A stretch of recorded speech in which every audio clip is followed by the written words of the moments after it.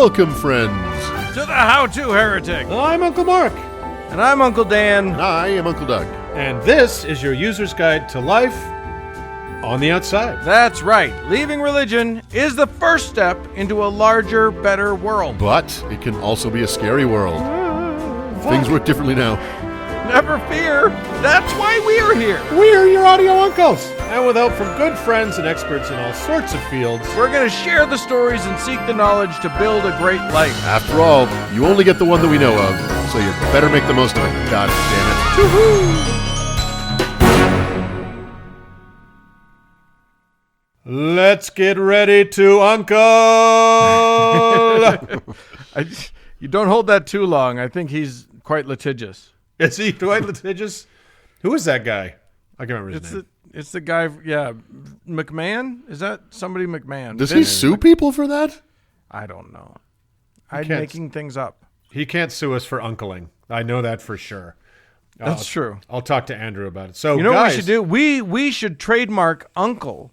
Yeah. And then we can sue everybody else. we can sue everybody's parents' siblings. That's right. If you parents' try to brothers. have an uncle that isn't us, you're sued. Every time Yeah. a boy tries to stop his bullying from happening, we get a taste. We get a taste. So, speaking of a taste, this week's show tastes of beef. Like, this is a beefy one, fellas. Yeah. Oh my God. There is Look out. There is a lot of meat on the bone this week. So, gosh, I hope you enjoy it. It's pretty fun until we get to Doug. So I'm going to talk about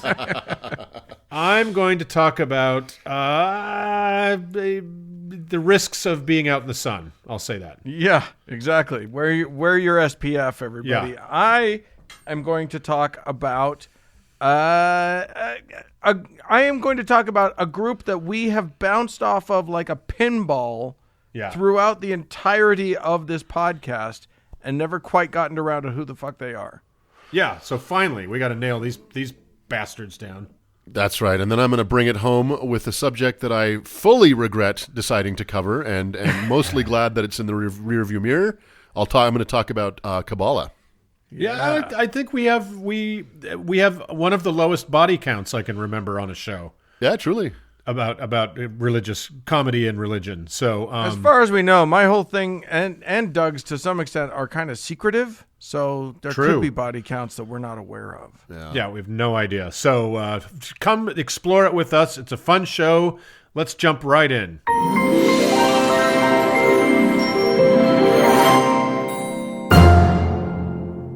Uncle Dan. Hello.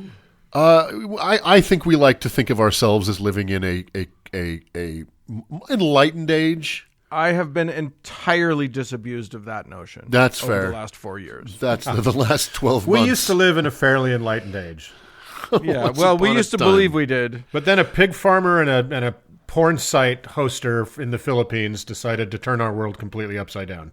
Right? Yep. Yeah. Yep. But we laugh and joke and have a good old time at the expense of credulous dupes long ago in history who believed really dumb things. Right. But it turns out that some dumb things happened somewhat recently, Yeah. even post Enlightenment. Plenty Yeah. of dumb things have happened recently. Lots and lots of dumb things. I feel like they come in waves. There are waves of dumb things. I feel like now that I think about it, I feel like it's just a constant tide, Maybe. Yeah. just a constant tide of stupid that won't ever go out. It's just a fire hose. So let me talk about one of those dumb things, you guys, but it's an Yay. interesting dumb thing. So you guys know this. There are rules. There are rules that govern just about anything, whether it's behavior in Mrs. Crabtree's third grade class, or the use of public roads, or even the counting of electoral votes. Believe it or not, and really even how objects and forces in nature typically behave. In this case, what we loosely call the laws of physics. Yeah. Which Sure. brings us to the very remote, very beautiful, and very Catholic countryside of rural Portugal, dateline 1917. This bucolic setting was an awfully quiet place where very little breaking of the laws of physics almost never happened, just like everywhere else. It was also a place with no child labor laws and very likely precious little childhood education at the time. Now, stepping into our pastoral reverie are three children. They are Lucia Abubora, who would later take the name Lucia de Jesus dos Santos, and her cousins Jacinto and Francisco Marto. Lucia was the eldest, at the ripe old age of 9, and plays the key role in our little drama today, especially since her 2 cousins would be victims of the Spanish flu pandemic in just over a year hence, because everything new is old again. Right. But let's rewind that thread. The Spanish flu, which started here. Yes, but eventually made its way to neighboring Portugal. So Right. let's rewind from that tragedy a bit. These 3 plied the juvenile trade of shepherding in their remote fields, a very humble profession, much honored by the Catholic Bible they could not read, but was surely read to them on a regular basis. Yeah. In the 6 months prior to October 13th, 1917, on the 13th of every month, they would return from their fields with incredible stories about how Mary, the virginal mother of God, would appear to Lucia, telling her secrets and prophesying great events to come. Now, we all know children of that age oftentimes tell tall tales or fibs to amaze and entertain their parents. And, How dare you? And gain self-importance. The parents of these wee shepherds were shocked at first, trying to get them to recant, but the kids would not. Even the state intervened. They were put in jail for 2 days. The children were? Yeah. And eventually the state tried to get them to recant. Yeah, they take the Virgin fucking seriously in Portugal, yo. Yeah. So eventually they went all in on their miraculous tall tales, and word soon spread. The children, specifically Lucia, who seemed to do all the talking for the trio, announced that on October the 13th of that year, the Virgin would provide a miracle for all who wanted to see it and have their faith confirmed in their quiet field near their tiny village of Fatima. So the day arrived, and according to official Catholic sources from well after the fact, they first claimed 100,000. Now it's the current Vatican estimate is that there were 70,000 people who showed up to see proof of the Virgin's miraculous intervention. That's a pretty good showing. That's a lot of people. That is Fire Festival numbers. Well, the end result's going to be about the same. You'll see. So, bedecked in flowers and on a hill in front of the crowd, Lucia and the other children awaited. And wouldn't you know it, the Virgin appeared. What? But only to Lucia. It's like, remember the incredible miracle of Balaam's ass where the angel just appeared to the donkey? Right. It's like, well, what's the point of this miracle? Right. And wouldn't you know it, the Virgin appeared, and not even the other children spoke to her. And at the end of Lucia's chat with her, Lucia raised her arms heavenward and exclaimed, "The sun!" All eyes darted towards the sun, now revealed behind the parting clouds. Torrents of rain, which had soaked the clothes of the attendees, stopped, and their clothes were dried in an instant, and huge puddles of sloppy mud dried in seconds. Wow. All present saw the sun change colors, spin, shoot out more dazzling colors, and zigzag around the sky, guys. Whoa! Yeah. People fell to their newly dried knees, knowing that while the Virgin chose not to appear to any of them save one 10-year-old, nor let her voice be heard, shit got dry super fast, and the sun appeared to have done some terrifyingly abnormal shit. So that's got to count for something, right? Yeah. So, I'm sorry. Can I just? I apologize. I'm sure you're going to get to this place, but you're recounting this miracle, and the sun, the center of the solar system. Oh, I'll get to that. Went ziggity zaggity. You've detected a small flaw in the narrative here. I just love oh, and also the clothes got dry. Yeah. Well, look at this. I'm all dry. So let us deviate just a little from the Vatican's telling of the tale, shall we? But how dare you? Before we do, let us hear from a man of both faith and science who thinks he's got the explanation for the miracle all sewed up, shall we? Better than Uncle Doug? Oh, yeah. In an article titled Fatima at 100, because the anniversary was, 3-4 years ago now. Right. Can a scientist take the miracle of the sun seriously? ? From the Catholic Herald in the UK, written by Andrew Pinsent in 2017. The article starts thusly. The question in the headline implies that the expected answer is no. But as a former particle physicist, my response is, why not? Contrary to a common prejudice, a scientific perspective does not rule out miracles. And the event at Fatima is, in the view of many, particularly credible. Guys, in the view of many, that's a quote. Again, I apologize. Former particle physicist? Yeah, I guess he was stripped of his rank, apparently, for some reason. We're taking these subatomic particles from you. I said good day, sir. They tore off his shoulder boards and broke his Give us your CERN badge collider. and gun and electron microscope. Yeah. So he continues. From the perspective of 2017, this is amazing. The timing also seems propitious. The apparitions took place 4 centuries after the start of the Protestant Reformation in 1517, and 2 centuries after the founding of the first Grand Lodge of Freemasons in London in 1717. Milestones in the shift from Catholicism to religious indifferentism. On the very day... On the very day of the miracle, the Can sun... I just jump in real quick? Sorry. I just want to jump in and point out, because I encountered this for my thing this week. The Freemasons preceded that by a long shot. It's just that they opened their thing in London, and that was a momentous occasion. Like, I don't... You can find, on the 17th year of any century, plenty of shit happened. You know what I mean? It's like, of any century, any time. But he managed to find the true meaning in all of this. So, and he continues, on the very day of the miracle of the sun, which is the other name for the miracle of Fatima, in 1917, the Petrograd Soviet took military control in Russia, paving the way for atheistic communism to begin its ruinous domination of much of the world, persecuting the church and leading to the cruel deaths of tens of millions of people. Okay, I'll continue. This sounds like something we would write. As a joke. Exactly. And he finishes, hence it is not surprising that God should have granted us a spectacular miracle with stern warnings of the repentance and penance with which we need to respond to his gift of grace for the salvation of our souls and of the world. Yeah, okay. So basically, look, guys, the Bolsheviks are going to take control and overthrow the theocratic aristocracy in Russia, so I better appear to some children in Portugal. Right. Yeah, God's aim is... And appearing in Portugal sure did do a lot to stop that Bolshevik revolution. Yeah, right? It sure did. I mean, I can understand saying that this is, quote, particularly credible because there were, 70,000 people there. Yeah. Like, if you're going to make that argument, I can say, okay, it's harder to deny something that many people attest to in some way. Of course, and that's why, I'll get to it, that's why this is such an important miracle to the church. So now that we've heard from the particle physicists, let's look at some actual skeptical angles on this mass witnessing, shall we?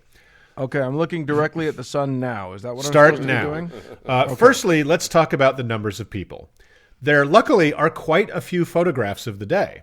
It should be noted that there is not a single one that in any way demonstrates the sun running around the sky like a crazed kitten or a series of photographs, but there are photos nonetheless.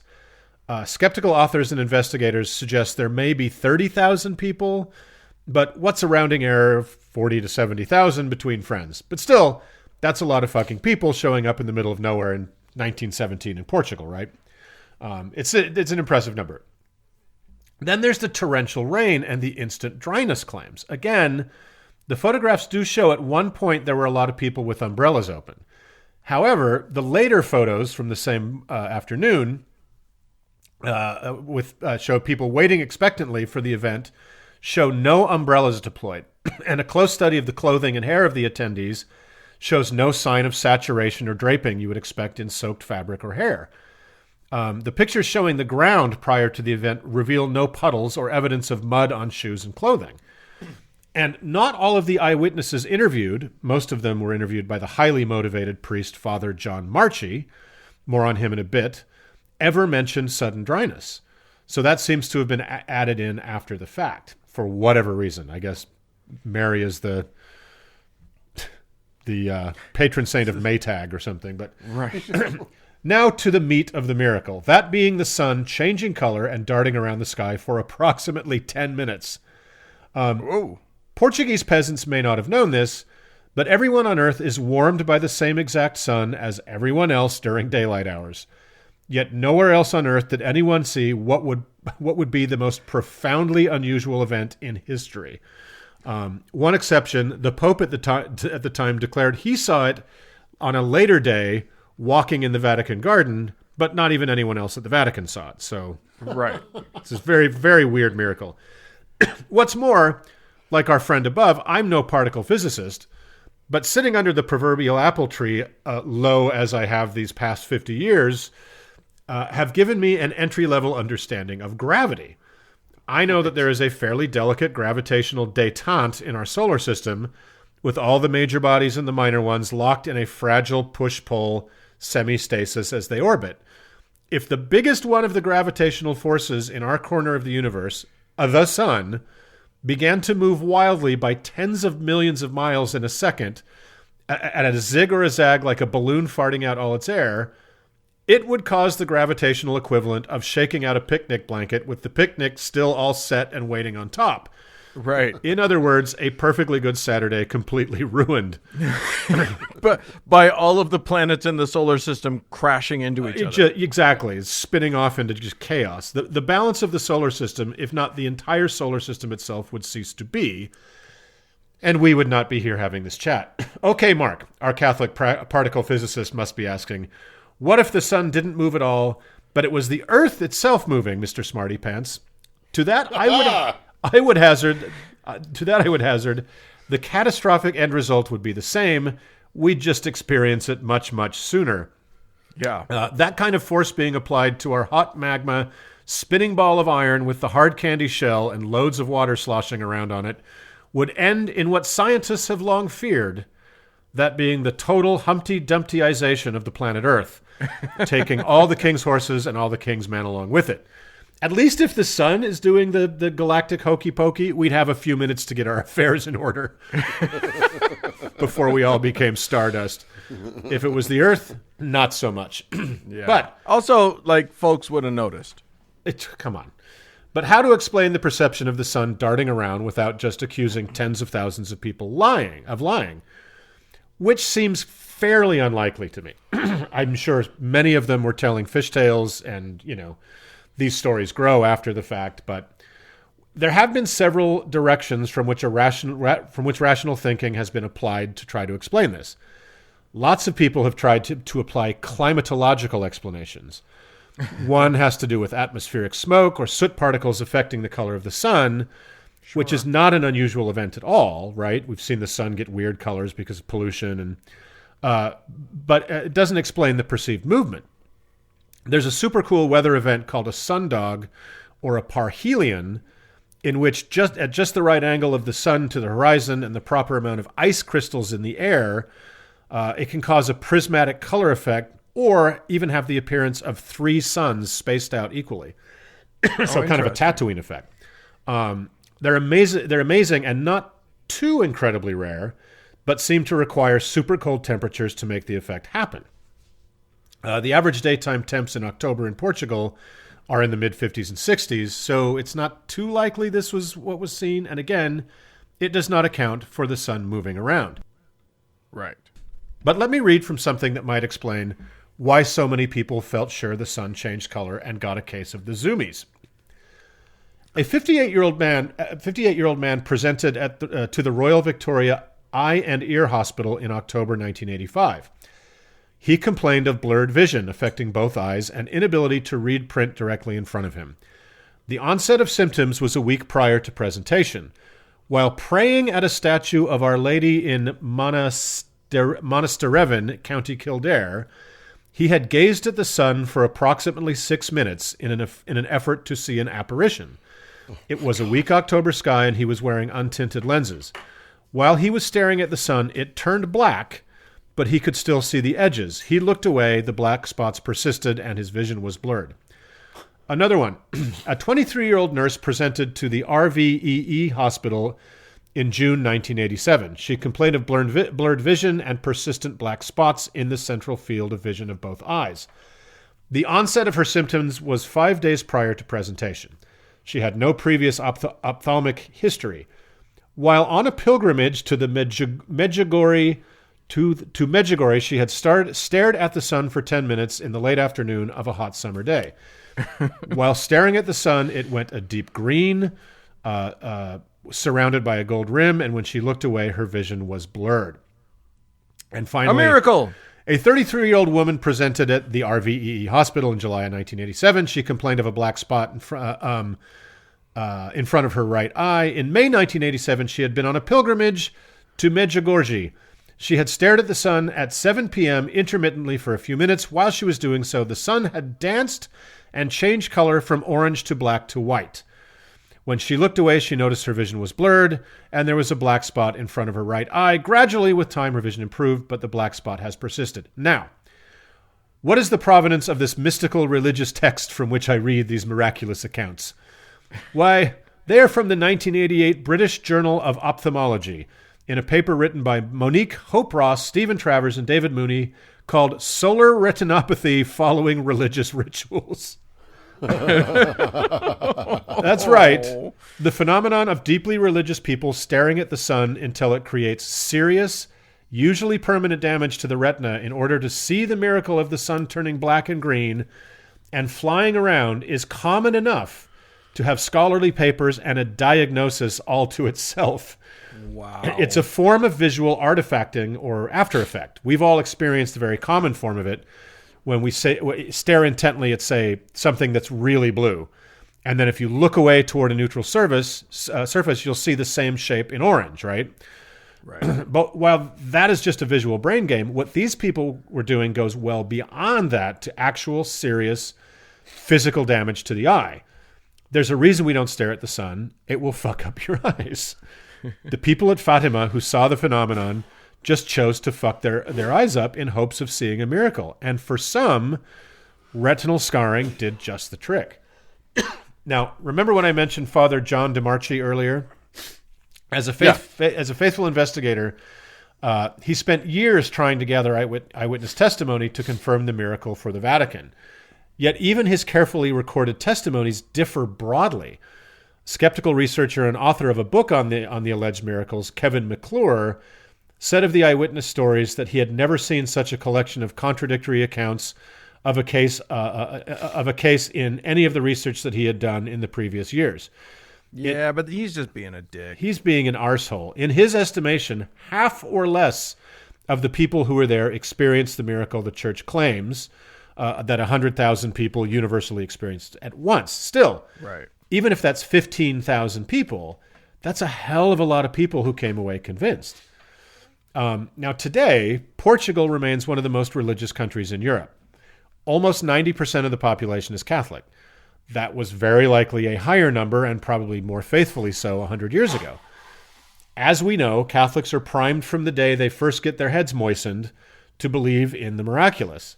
The 7 miracles of Jesus are among the most commonly discussed topics in all of Catholic life. Catholicism officially recognizes over 10,000 saints. I don't know if you guys knew that. Wow. Which is a lot. Each of whom need a minimum of 2 miracles to make the cut. It used to be 3, and some saints are credited with scores of miracles. So to be a faithful Catholic is to assume the truth of between 25 and 30,000 officially recognized miracles since the birth of Christ, and many also believe there are everyday miracles going on all around us. So, take a population of mostly rural, mostly isolated, oftentimes poorly educated or totally illiterate and deeply devoted Catholics, tell them to expect a real miracle on a date and place certain, have them show up in at least tens of thousands. That is a highly motivated crowd primed from birth to fervently believe in the possibility, nay, even the high probability of a miracle. I don't think they were willing to walk the 50 sad miles back home without seeing one. It's like people go to hockey games to see a fight, and they go to NASCAR to see a wreck, right?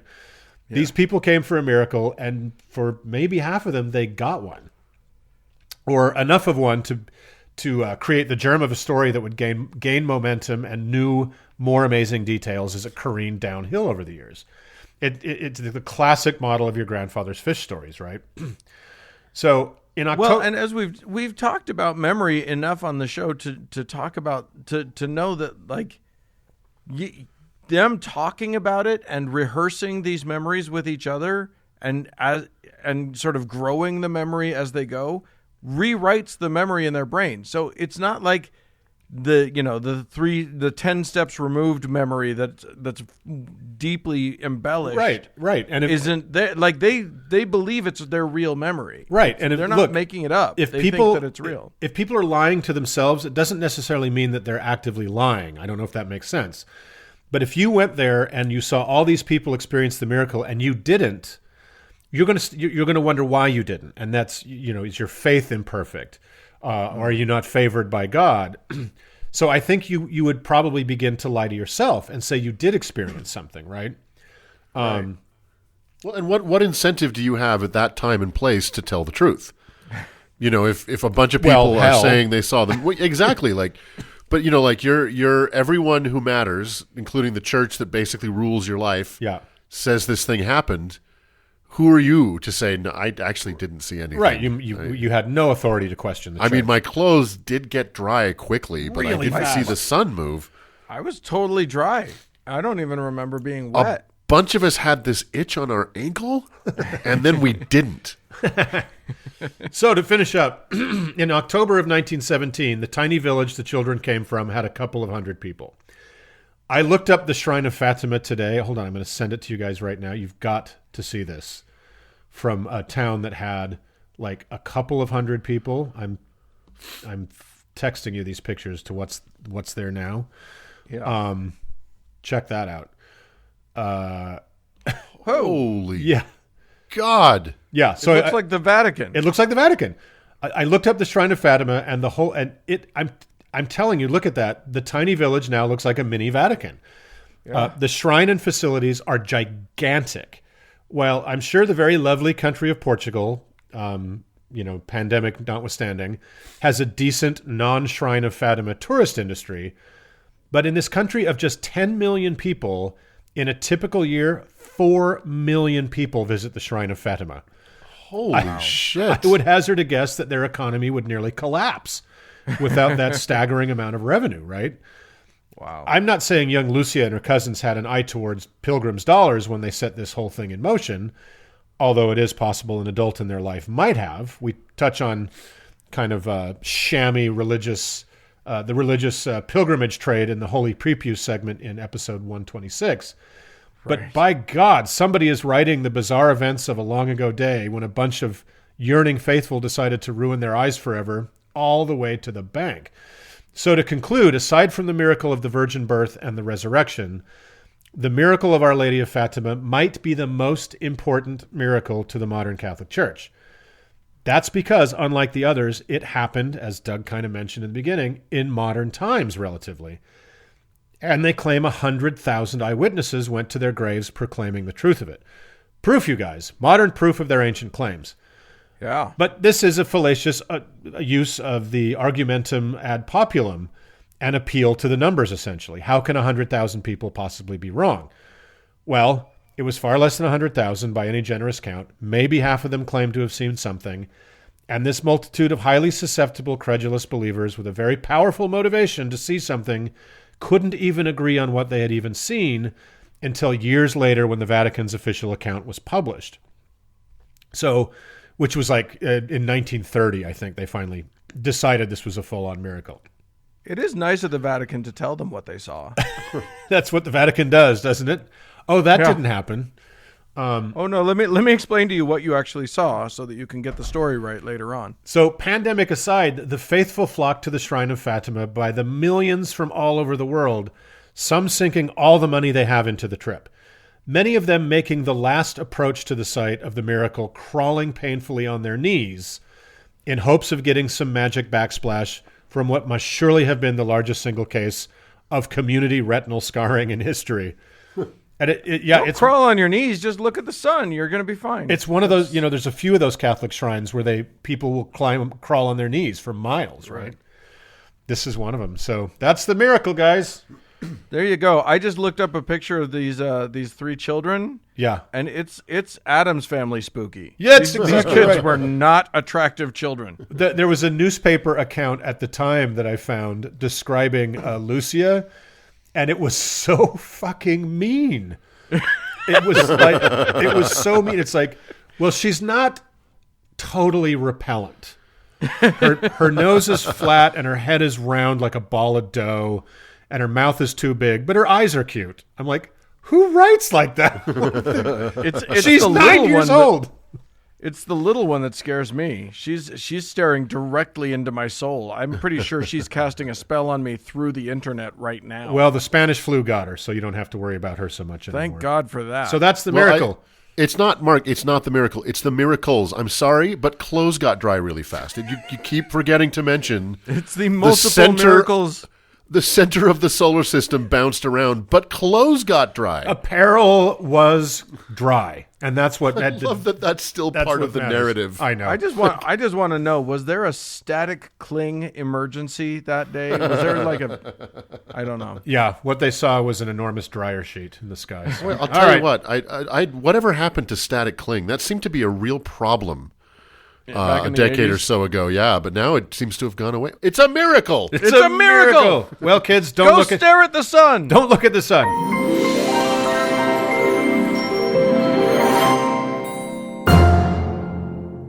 Uncle Doug. Mm-hmm. I know that you're a man of many passions. Many. And many hobbies. Yep. Fast and the Furious franchise is my number one. Yeah. Aerosolized cheese. Is another one, but I know you're very proud of your roses. Most definitely. Yes, your rose garden, your very English rose garden. You know, it's ironic that you say that because I have rose bushes in my backyard that I have tried the several years I've lived in this house to kill, and they just won't fucking die. I have dug down to the roots. And they just pop the fuck back up in spring. I know that they're kind of unkillable. I don't get the appeal, but you love them, and that's what matters. That's right. That's how I demonstrate love.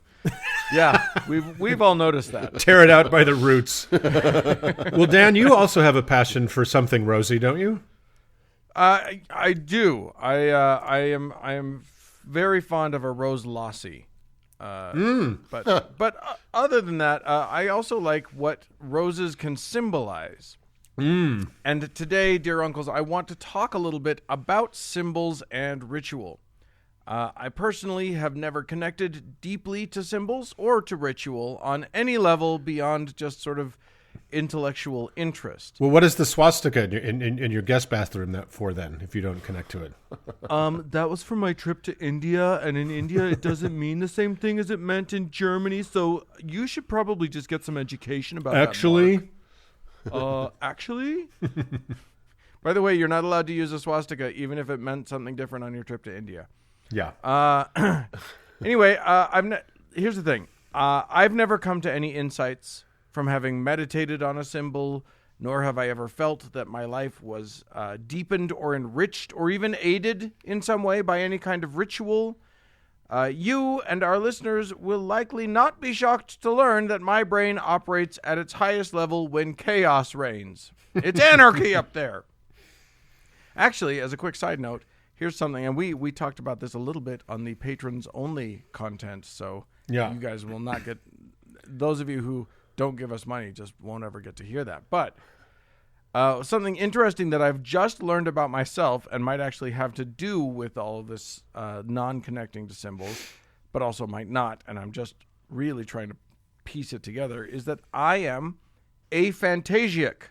For most people, when they're asked to imagine something, like the front of their house, for example, they call up a visual image in their heads. Well, for some people, those images are sort of a decent representation of the thing. For others, and I think this is you, Uncle Mark, the picture they see is near photographic. Yeah. For some, like me, there is no image. I know and understand what it looks like. I can draw it or describe it to you in decent detail, but my brain doesn't produce any images. My mind's eye is basically blind. Well, maybe you should pay your cerebral cable bill, and then you get a picture again. It's just, I don't, I like to try and get it from the antenna. Okay, good. That's the tinfoil on your rabbit ears. Right, exactly. Yeah. I'm not sure that it has any bearing on why I don't connect to symbols, but it seems to me that it might.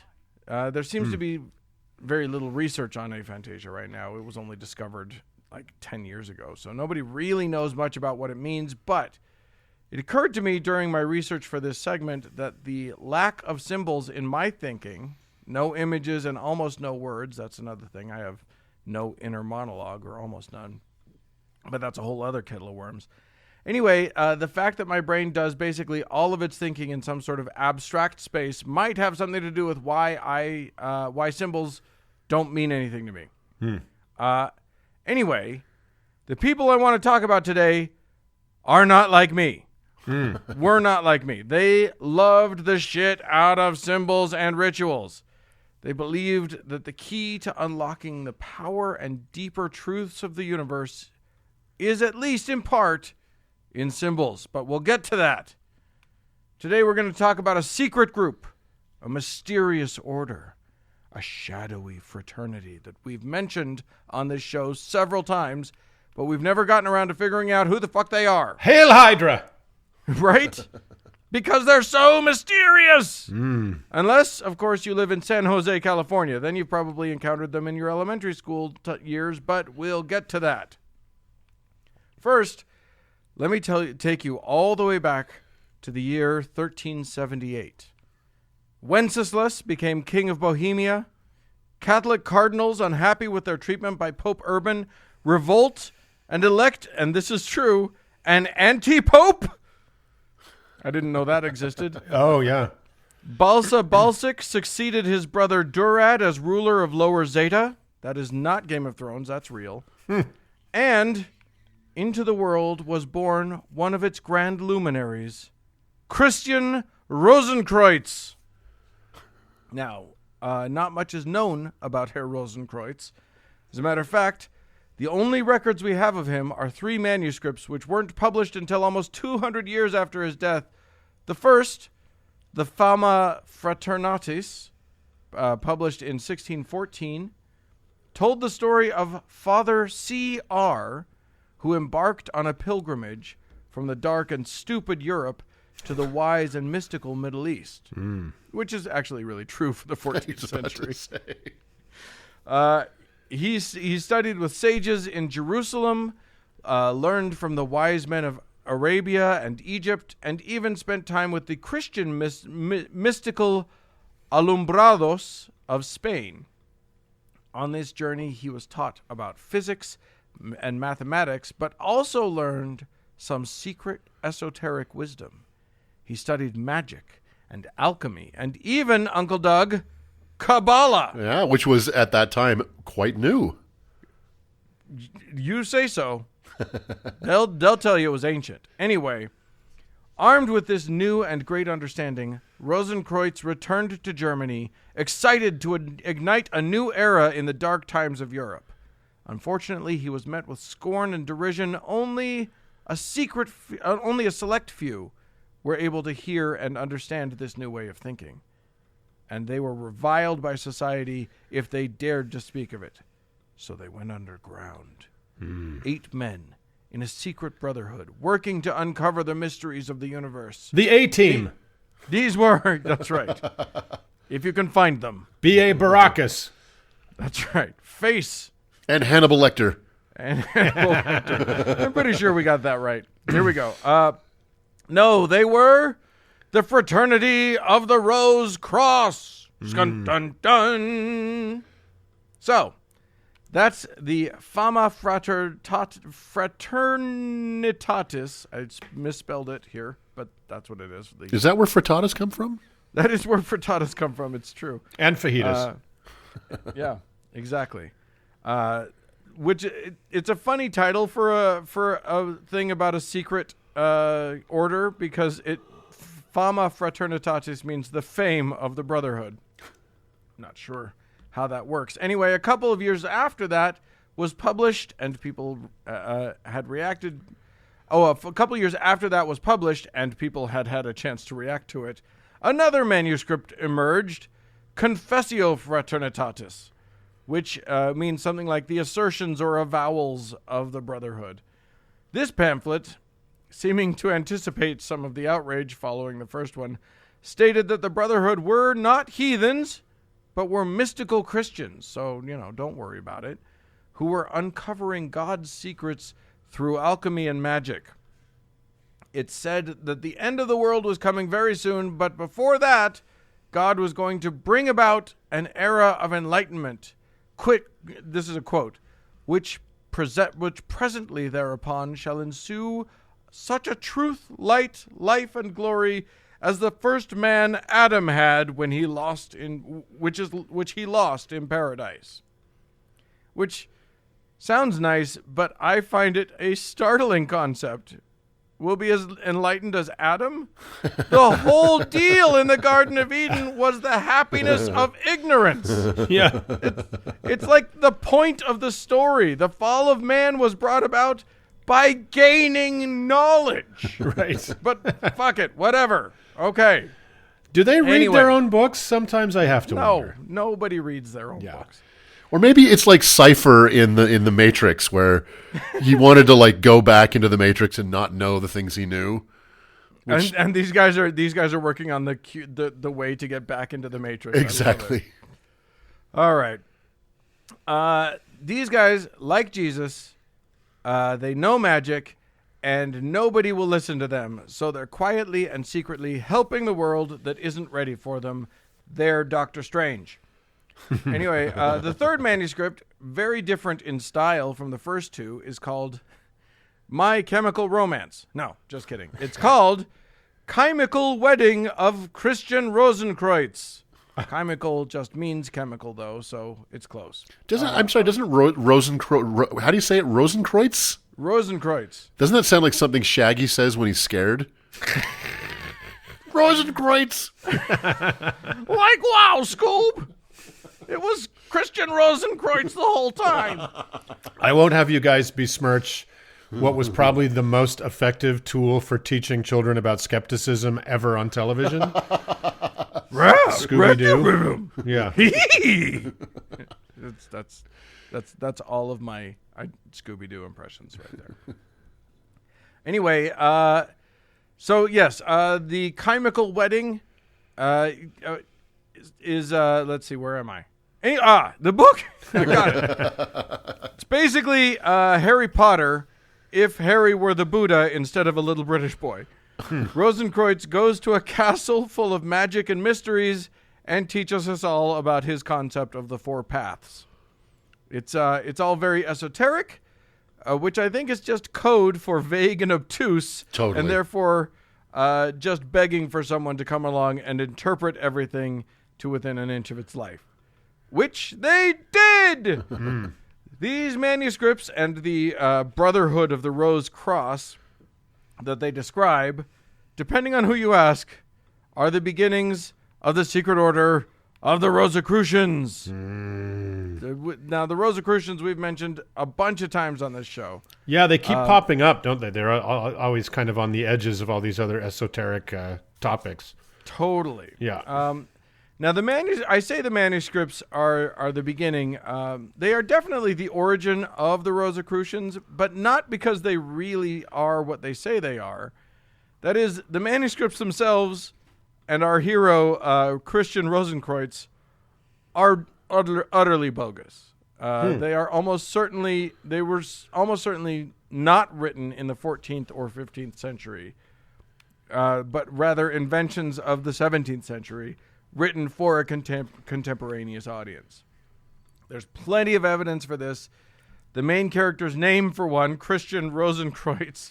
Rosenkreutz means Rose Cross, which is the Rosicrucian symbol. Yeah. Right.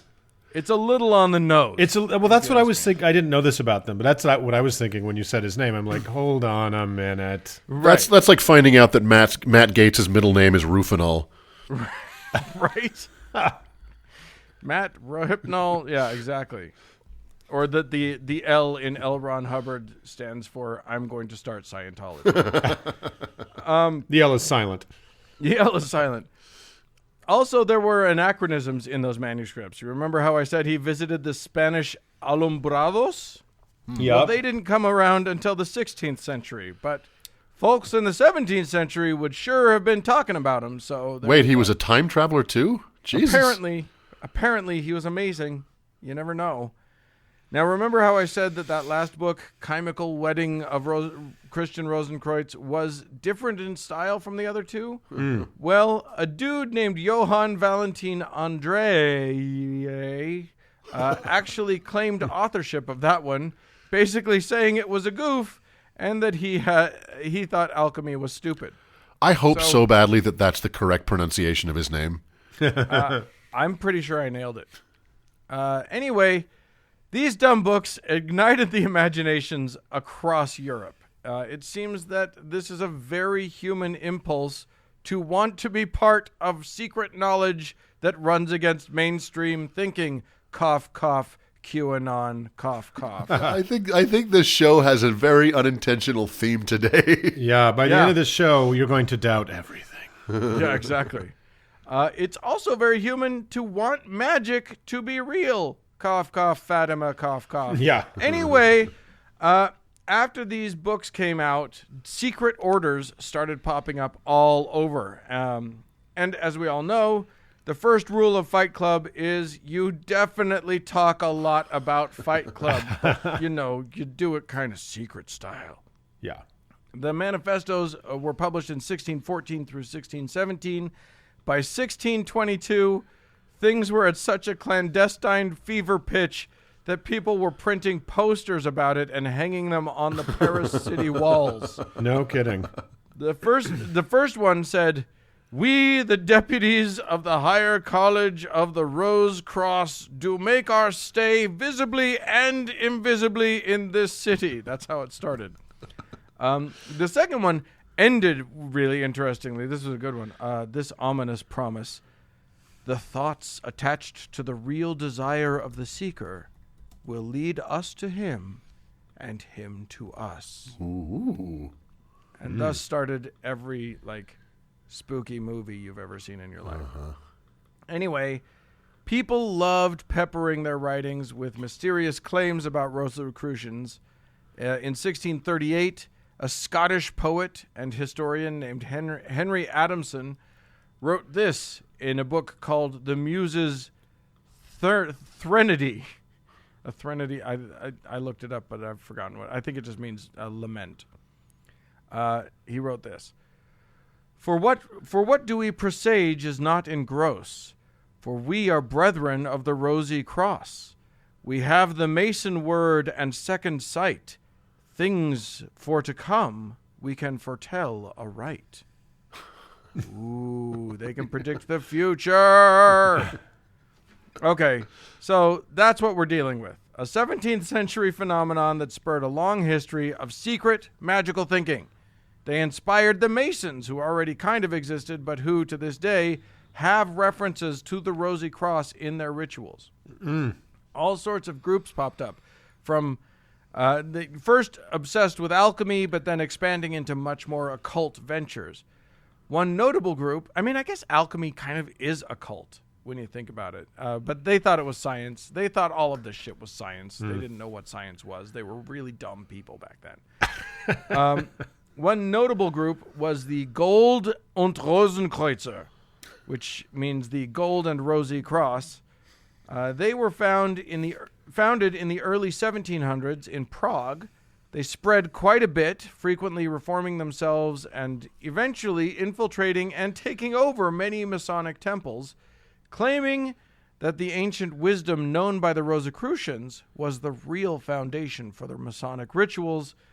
Eventually, they added Egyptian, Greek, and Druidic nonsense to their alchemical stew, and continued to claim that they had wisdom that can only be obtained through esoteric Gnostic processes like paying your membership dues. This crap inspired so many other groups. In episode 88, Uncle Mark, you talked about Aleister Crowley. Yep. Who was a member of the Hermetic Order of the Golden Dawn. The Golden Dawn, yes, that are incredibly silly when you look at pictures of them. I'm sorry. It's very silly. Indeed they are, but they learned much of their magic ceremonies and stuff from the Rosicrucians. Yeah.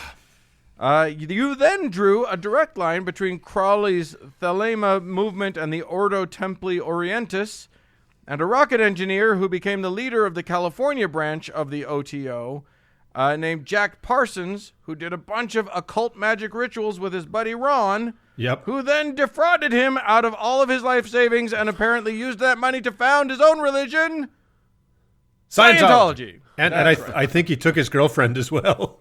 Yep. Yeah. Really great guy, that Lafayette Ron Hubbard. Yeah, that other guy is the inventor of solid rocket fuel. Yeah. Isn't that interesting? The fact that L. Ron Hubbard could steal anybody's girlfriend is a miracle unto itself. Yeah. Yeah, and actually, as I recall, looking at the pictures of Jack Parsons, he was actually quite a handsome guy. He was. Yeah. He was indeed. I was just looking at him today. Yeah, he's a really handsome guy, which Lafayette Ron was not. No. He was doughy. We'll just say doughy. Actually, L. Ron Hubbard looks a little bit like what's his name that's Q that we all now know. Jim Watkins. Yeah, he does look a little bit like that. I feel like there's a similarity there. Anyway, Rosicrucianism, that's what we're talking about. It also inspired Ariosophy, which is the racist occult movement that was very influential over some big movers and shakers in early 20th century Germany. So neat. Yeah, that didn't go so well. Hey. The tendrils of this stuff are everywhere. What surprised me was to learn that there are still some groups currently today that call themselves Rosicrucians. I teased earlier about San Jose, California. Well, that's where the headquarters and Neo-Egyptian styled antiquities museum of the ancient and mystical order of Rosicrucians, or Amorc, is. They claim that their wisdom goes back. It doesn't just go back to the 1300s and Christian Rosenkreuz. No, this goes all the way back to the ancients. They say, of course it does, yeah. Of course it does. Literally, and not only that, but a lot of famous folks were Rosies. I'm going to call them Rosies. They don't use that terminology, but I like it. Yeah, what is a secret society without the appeal to antiquity? It's useless. Right, Yeah, exactly. And these guys are good at that appeal to antiquity, too. Yeah. But famous practitioners of their, or famous people who dabbled in the Rosicrucian movement, this is directly from their website. Throughout history, a number of prominent persons in the fields of science and the arts have been associated with the Rosicrucian movement. Remember, listener at home, the Rosicrucian movement didn't start until the 1600s. Such luminaries, they're claiming such luminaries as Leonardo da Vinci, Cornelius Heinrich Agrippa, Rabelais, John of the Cross, Francis Bacon, René Descartes, Blaise Pascal, Baruch Spinoza, Isaac Newton, Thomas Jefferson, Benjamin Franklin, all of these people. Sure. Eric Satie, Edith Piaf. Edith Piaf? Yeah. Really? All Rosies, according to them. Claude Debussy. Well, you know what they say when you're going to start an ancient order? You better get Agrippa. Yeah, it's so true. I love all the great. What? Sorry, I missed that. What was that? Go ahead. All the great thinkers from the Enlightenment, of course, were all Rosicrucians. Well, and when you're claiming that they were members of a secret society, who's going to be able to refute you? Yeah, you know what I mean. Like, why not claim everybody? Exactly. Who do you think is cool? Yep, they were part of it.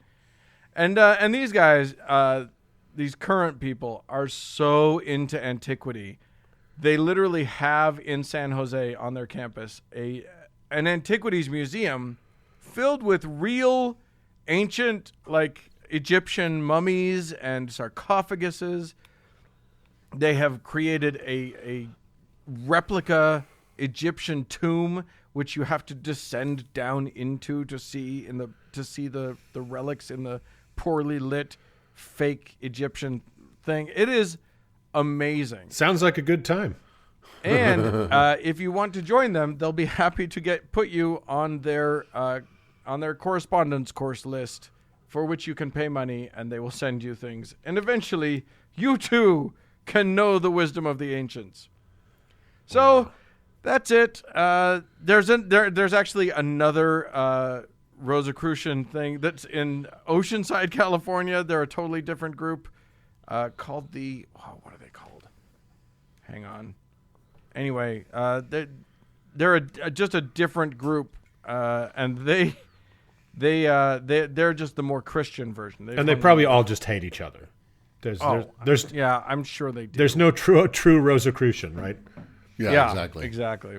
But that's them. They're mystical. They're unlocking. They still talk about alchemy, but instead of turning base metals like lead into pure and noble metals like gold, they want to turn your baseness into purity and nobility. It's a metaphor. They're into symbol. Did I say they're into symbols? They want to wash my brain for me. Yeah. That's it. It's funny. I tried to look it up while you were talking, but they had a TV commercial when I was a kid. Yes. Do you remember that? I don't remember that, but I found that out that they would make claims about, like, they had ads that would talk about improving your memory, developing your willpower, overcoming bad habits. It's basically Scientology. I feel like there was a speed reading, like they could teach you speed reading or something. It was really weird. Nice Evelyn Wood angle to it. The 70s were just a fucking disaster. Yeah. Anyway, there you go. The Rosicrucians. Well, we finally did it. The secret society that we know everything we need to know about. Yeah. So don't tell anybody about it, okay? Yeah, exactly. All right. Shh.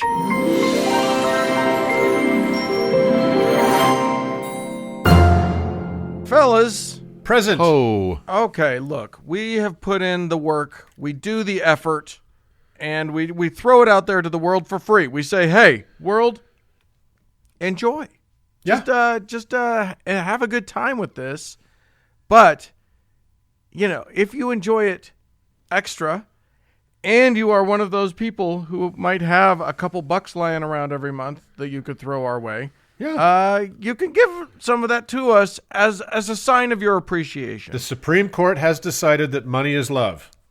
That's right. That's right. So if you love us, give us money. That's just how it works. That was in Plessy versus Ferguson, I think. I think it was in several Plesseys and Fergusons. Yes, indeed. Yeah. So, some of our dear listeners have become dearer to us by giving us money, and in doing so, they get access to, like, cool patron-only content that we referred to. There's a lot that they get out of it. Early release. You're a Monday person. Be a Monday person. Be a Monday person, not a Wednesday person. The Monday person is a registered trademark and subject to change. We'll talk about that someday. Anyway, so we have some folks to thank, and those folks are Camilla, Mary, and David. So those are our new patrons. I think you should probably consider being a patron. Yeah, and if listener. if you can't do recurring, you can certainly use our new PayPal function, like our dear friend Keith did, guys. Keith threw a nice little tip our way this week, which was very sweet of him from over to Colorado. So we really appreciate that.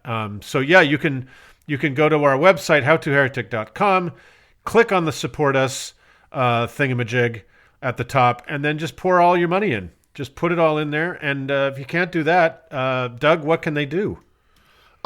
These patrons are always welcome to go anywhere that there are stars that can be given, and give liberally. All the places that rate podcasts, rate ours. Give it 5 stars. If you give us 4 stars, we don't want to know you. Write a review. Write a review and say which of your uncles is your favorite. As long as it's me. And guys, I do want to say to that, like, I appreciate it. But the other uncles are getting really jealous. So just throw some love their way in the reviews. Just mention Mark and Dan from time to time. And give us 5 stars, 5 or die. That's it. Done. Let's keep doing a show.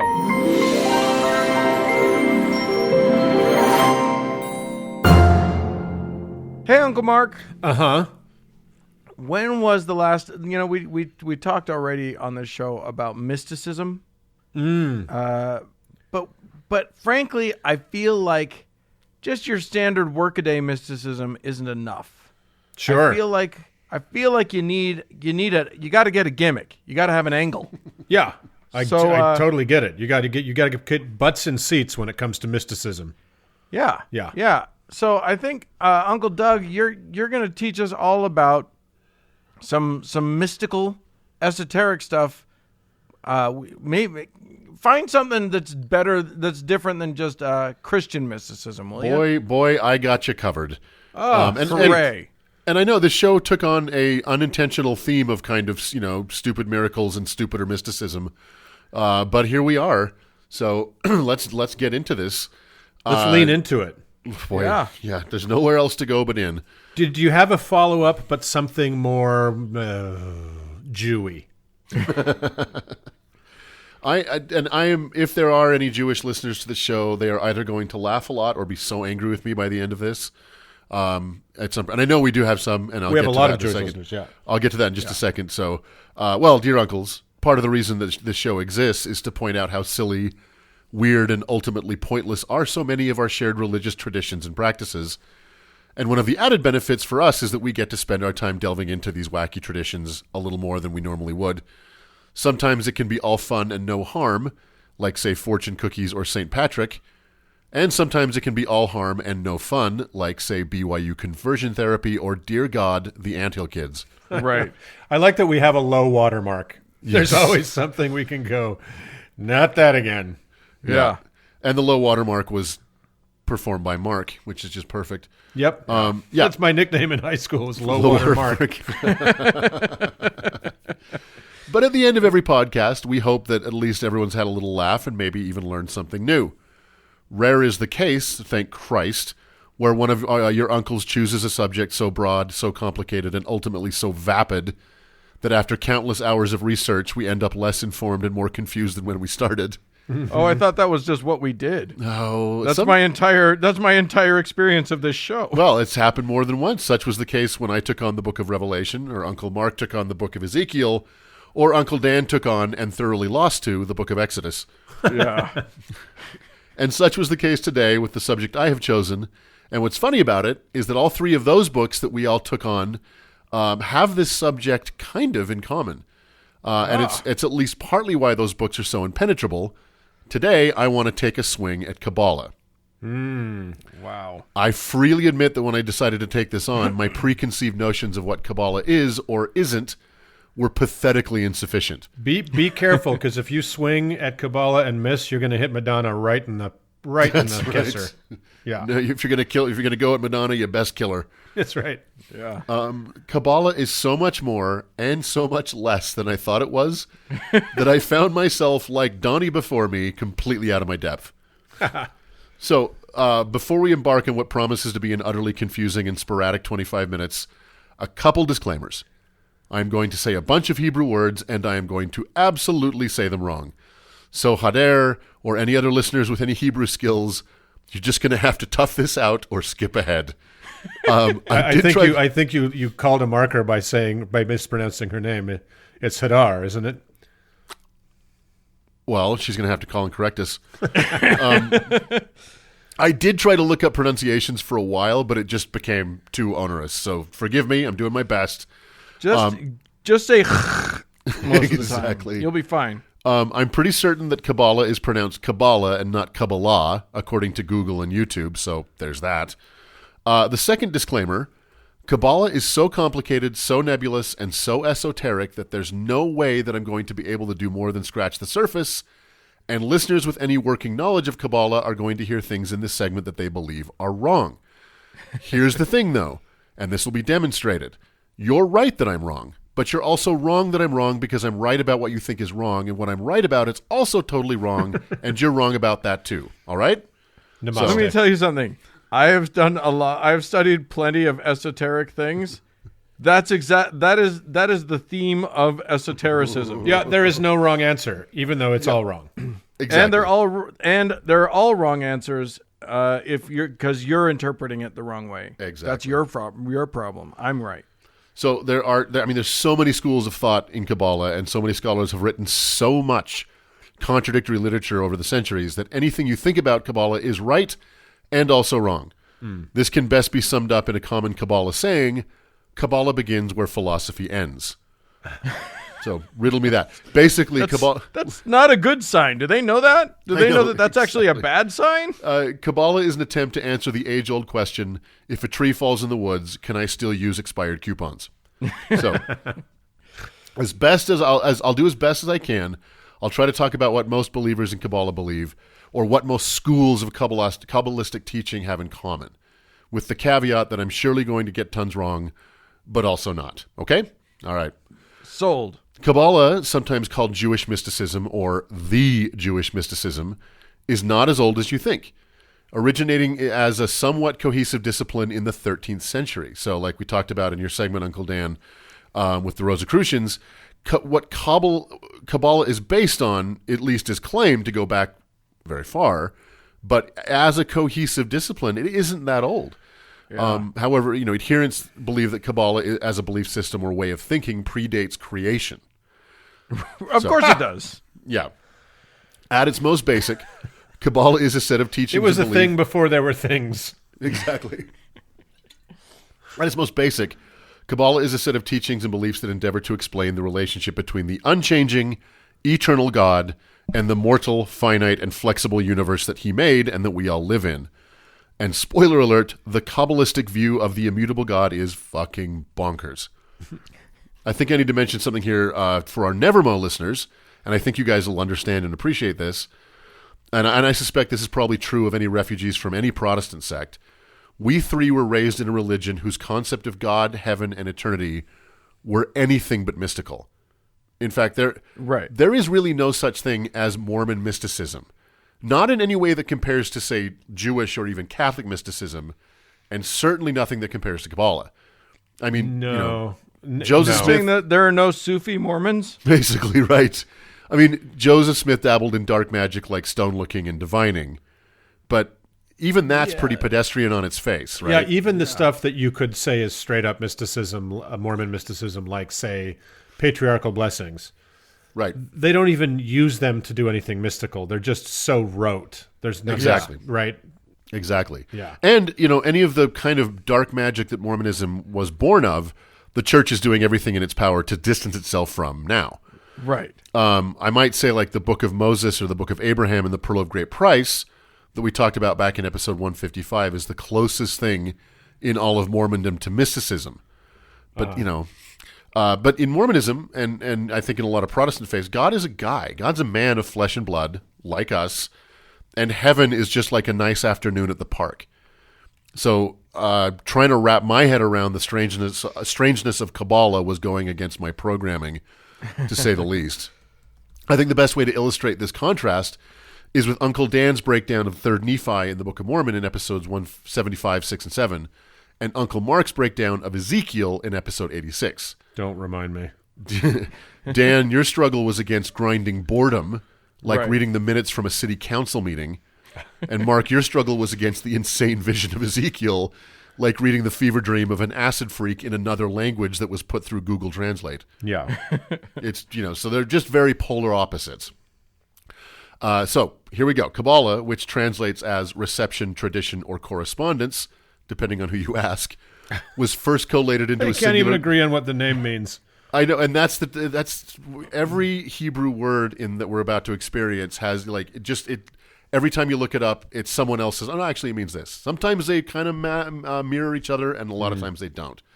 So it was. I don't even believe in Hebrew. That's not a real language. Yeah, Hebrew believes in you. It was first collated into a singular discipline by a dude named Moses de Leon in the 13th century in Spain. Solid name. Yeah, I know, right? Yeah. He published a book in the 13th century in Spain called the Zohar, which means splendor or radiance, depending on who you ask. The Zohar is a compendium of older books and writings, along with Leon's own interpretations and teachings. It is the foundational work of Kabbala and is required reading for any Kabbalist, no matter what school they belong to, or indeed no matter which religion. Oh, well, it's worth mentioning, although Kabbala is primarily a Jewish tradition, because both Christianity and Islam share Jewish roots and myths, and because Judaism was so influential in Zoroastrianism, Hinduism, and Buddhism, there are Kabbalistic offshoots in those faiths, although very minor and not worth our time today. There's Christian Kabbalistic teachings. So that's great. I'm so happy to hear it. It's just Christians cannot stop taking things the Jews made. They just can't. True. Can't stop, won't stop. So the Zohar sets out the vast majority of teachings and doctrines that all Kabbalists believe to this day. Another rabbi, Isaac Luria, a Jerusalem-born Jew about 200 years after the publication of the Zohar, would become the most influential Kabbalist in history.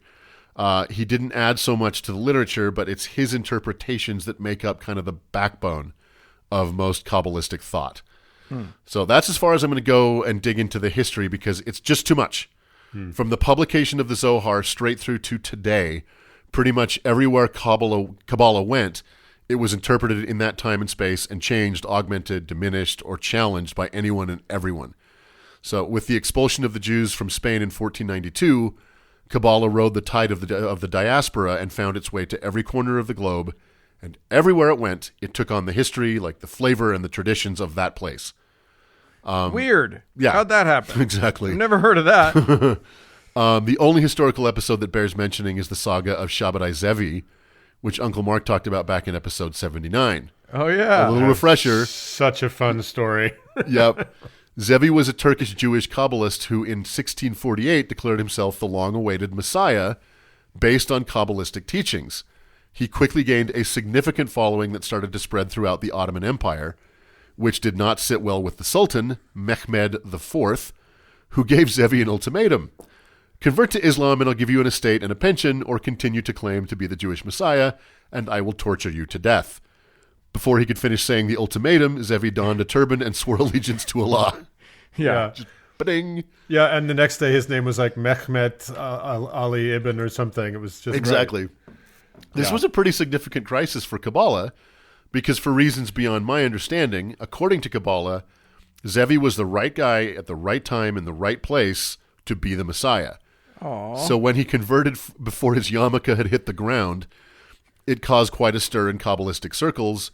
But don't worry, they managed to find a loophole in order to keep the whole thing going.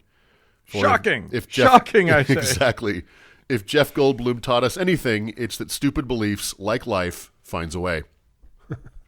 So, for our sanity, I'll just stick with the Lurianic Kabbala of the Zohar. How much do you want to bet that Jeff Goldblum is into Kabbala? You know, he didn't. I'm happy to say, I might be wrong. He didn't pop up anywhere that I looked, so that's something. Hooray. Yeah. He'll get there. He'll figure it out. So I'll just stick with the Lurianic Kabbala of the Zohar for our own edification. According to the Zohar, there are 4 principal ways of studying, and therefore interpreting and understanding, the Word and works of God, particularly the Torah. So, these 4 ways are Peshat, or direct interpretation. That is, it says what it literally says. Remez, the allegorical meaning of the words. Derash, the rabbinical interpretation of the words.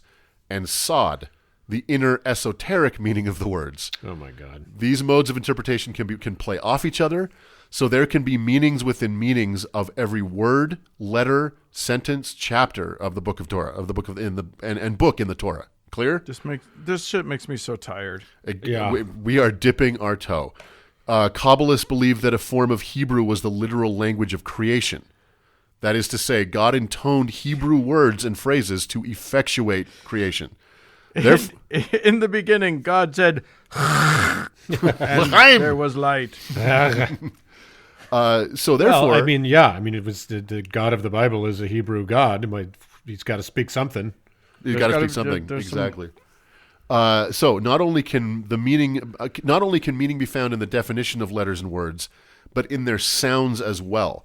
The sounds of individual letters, their relationships when they are combined into words and phrases, can also be subject of those 4 modes of interpretation. Kabbalists also believe in gematria, or the Hebrew alphanumeric code, often called Jewish numerology by dunces like me.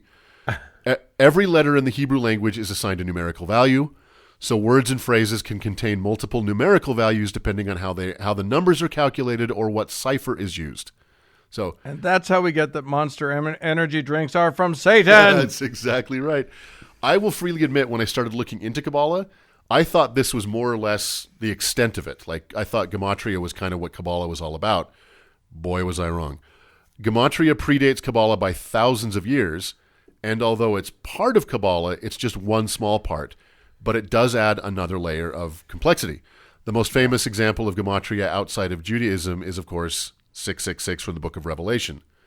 If you take the Greek name Nero Kaiser, translate it into Hebrew letters, and simply add them together, you get 666. As Uncle Dan talked about in episode 180, some early manuscripts of Revelation had the number as 616, which it turns out is the numerical value of the Latin version of Nero's name, switched to Hebrew letters. But again, I don't want to oversell Gematria as a major part of Kabbala, just a part of it. So, we are just getting started, but as it stands, every letter, word, and phrase of the Torah can be interpreted at least 4 different ways. The actual sounds of the letters and words can also be interpreted such, and the numerical values of the letters, words, and phrases can be also. Oh my God! All these At what point do you yell bingo? That's exactly. the only thing I need to know. And all these interpretations can be sliced and diced with each other to discover even more patterns and secrets. So there's that. Wow. If you Google Kabbala, one of the most common images you will see is that of the Sephirot. The Sephirot spells out the 10 divine attributes of God and how they relate to each other. The Sephirot looks like the worst possible iteration of the game Chutes and Ladders and would seem to be the most boring game imaginable, but remember, this is the religion of the dreidel. These attributes are, depending on the translation, of course, and in no particular order, understanding, crown, wisdom, justice, mercy, beauty, splendor, foundation, victory, and kingdom. Wow. God can embody one or many of these attributes at the same time, or different attributes at different times. And people can All I have to say is that if I don't get the dog or the boot, I'm not people can also attain some or many of these attributes as well, and as they endeavor to understand and therefore grow closer to God. The arrangement of these attributes is sometimes referred to as the tree of life. If you look it up online, you can kind of get that. And sometimes overlaid with the human form, adding yet another level of complexity and mysticism. You will probably not find any book about Kabbala that does not have a version of the Sephirot on the cover. So understanding these 10 attributes, how they manifest themselves in God and each other, and how one can attain and manifest these attributes is a central goal of Kabbala. But it's important to emphasize that in Kabbala, the mystery of God may be outside our reach. This great, infinite, unknowable is called Ein Sof, and is a central tenet of Kabbala. And man, it is freaking everywhere. So you're saying that I'm supposed to play the game that I cannot possibly win. That I could just have written that down. And can't even really comprehend the game itself. Right. Exactly. That could have just saved us all half an hour. Yeah. It could have saved me about 20 hours of bending my head around this. Don't you love it? You pick one of these topics and you just decide you got to go all in on it, and halfway through you're like, I hate this so much. I hate this so much. So, along with the 10 attributes of God, there are levels of the human soul. There are 3 primary levels: Nefesh, which is the animal soul that is linked to instinct and bodily cravings, and which we are all given at birth. The other 2 levels of the soul must be achieved through research and obedience. They are Rach, the level of the soul linked to virtues and the ability to distinguish between good and evil, and Neshama, or higher soul, linked to intellect. This level of soul separates humans from all other life. So it kind of makes us, I don't know, special. Wait, I hear you saying, just 3 levels of the soul?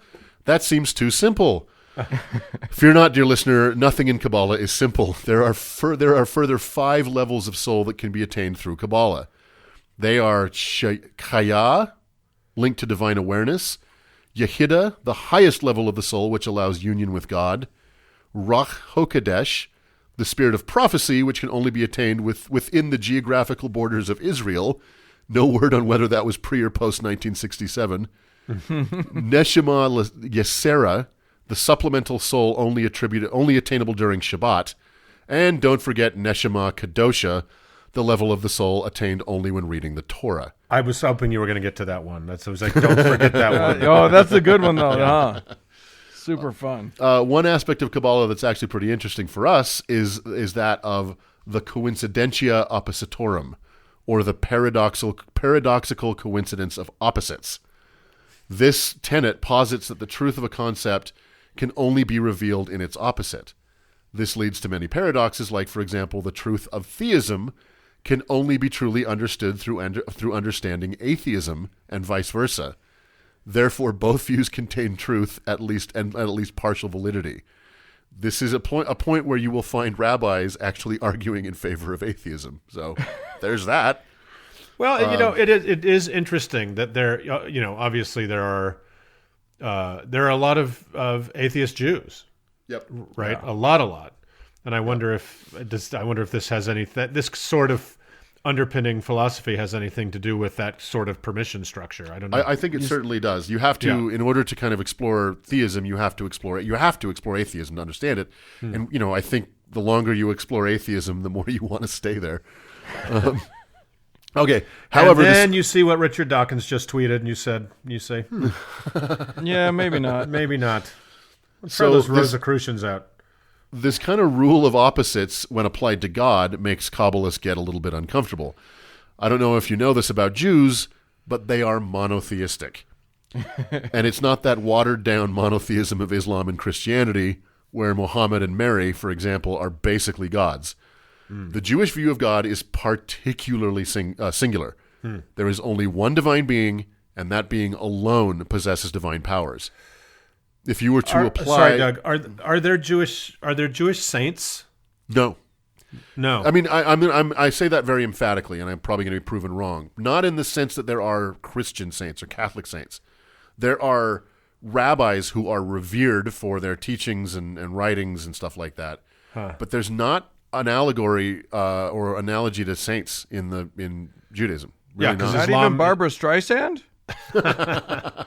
Islam has saints, obviously Christianity has saints, but not because that's part of what makes them sort of polytheistic. Exactly. That veers close to polytheism. Any being that's not God that possesses any kind of godly power is basically polytheism by definition. So no. There is, like I said, there's only one divine being that possesses divine powers.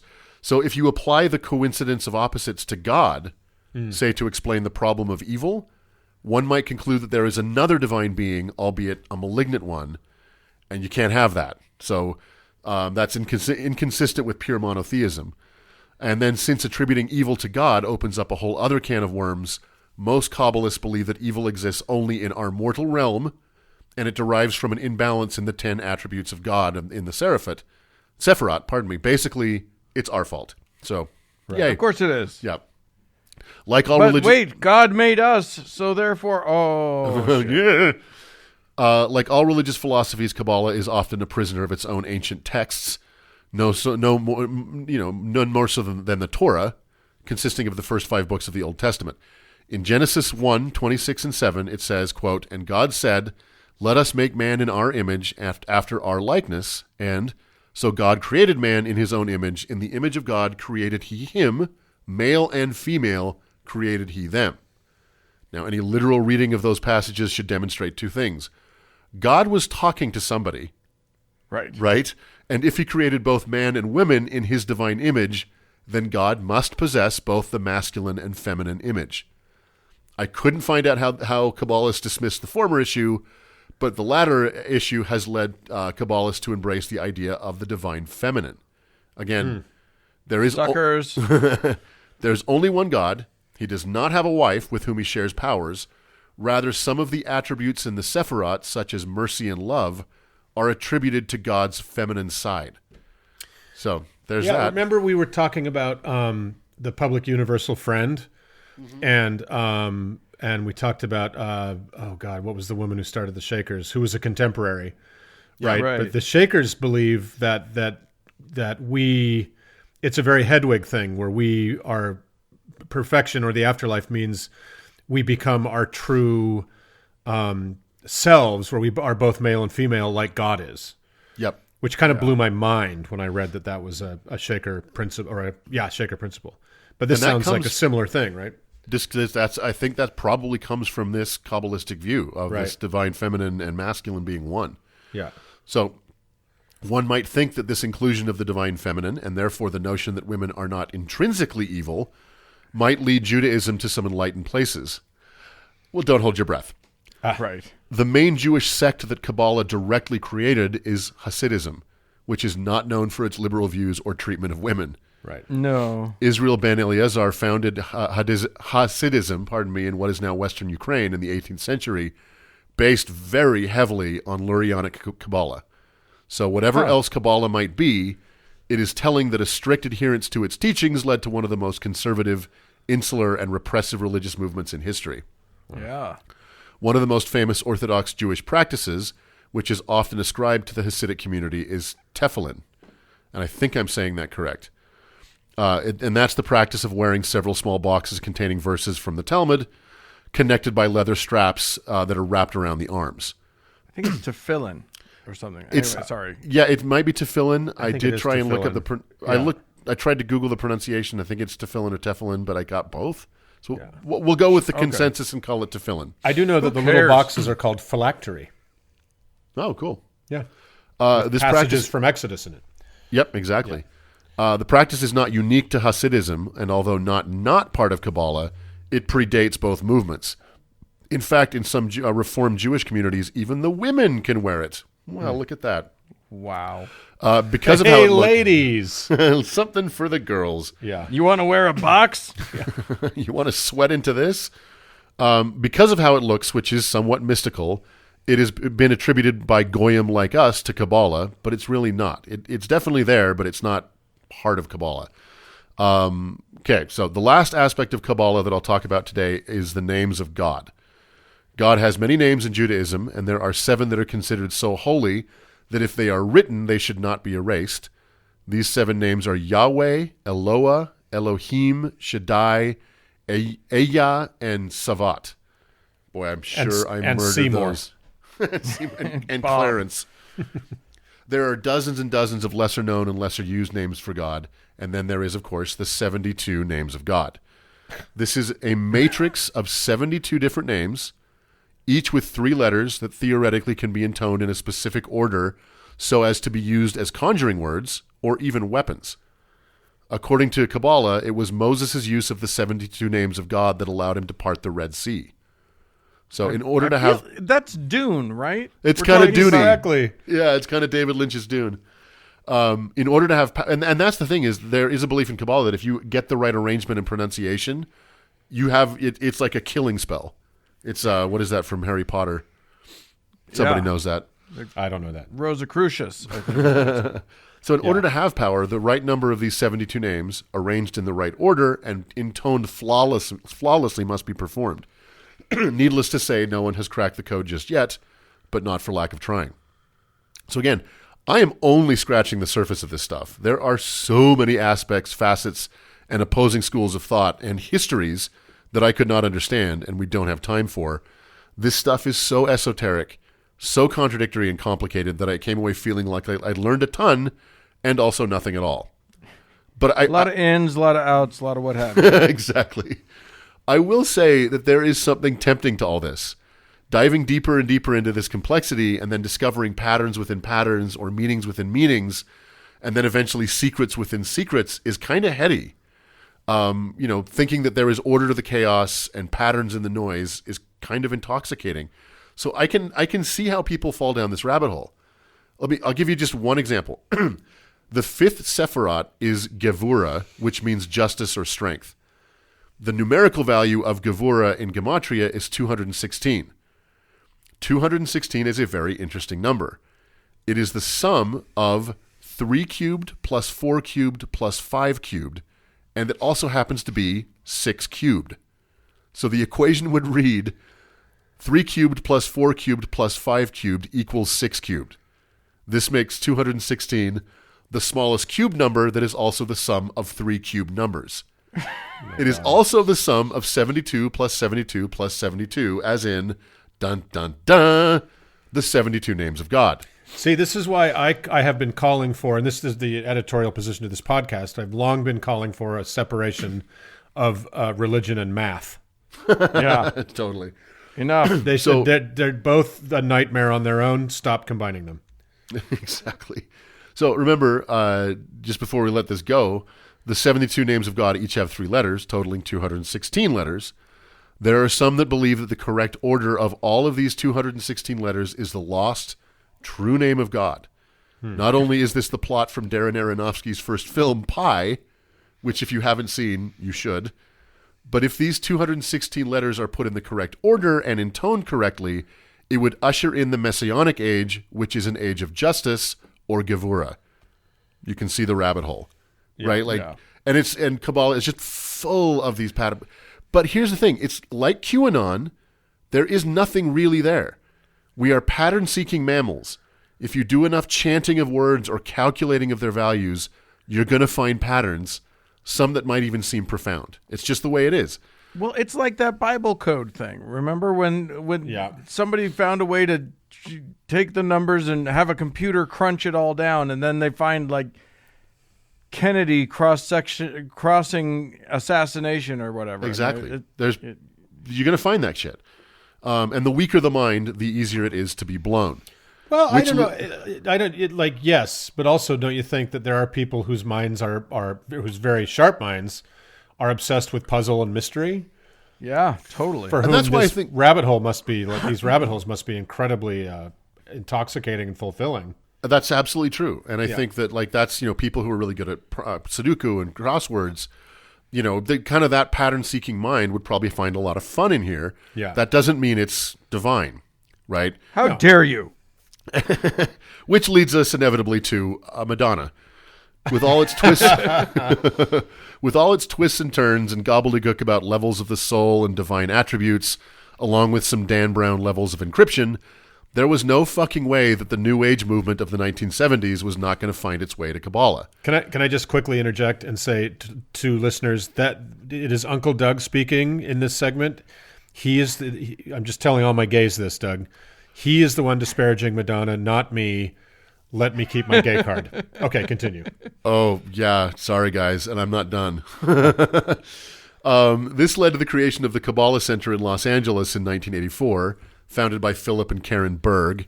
The Kabbala practice there focuses on the most wooey New Age elements of Kabbala, such as the metaphysics, astrology, and sex.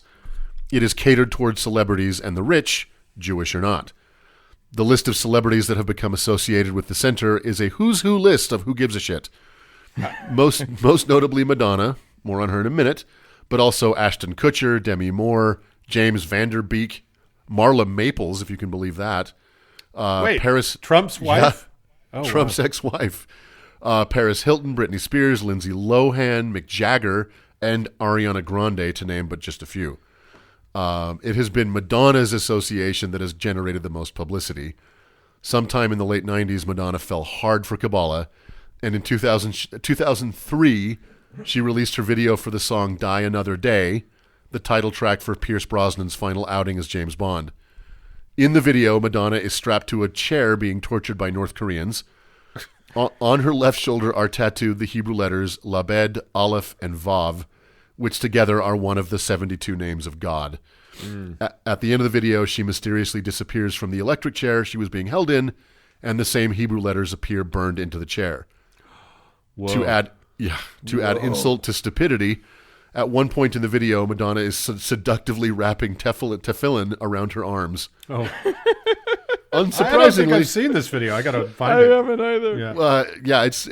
I'm not going to say it's worth a watch because it ain't. Yeah. Unsurprisingly, the video did not find favor in the Orthodox Jewish community. Oh, weird. Of course, they were insulted by the blasphemous use of their religious iconography, not from the far more serious crime of recording what Rolling Stone called easily the weirdest Bond theme ever recorded, or for the fact that every auto-tuner on Earth was shipped in for the record.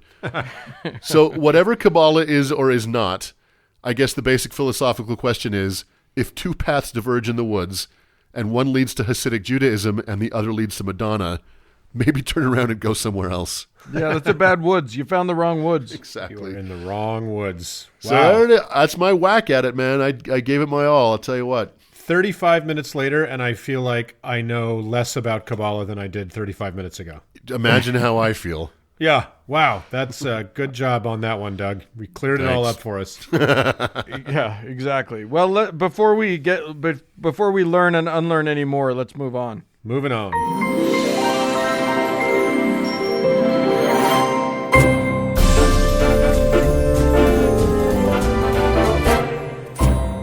Well, friends, that's it for this week's robust and beefy show.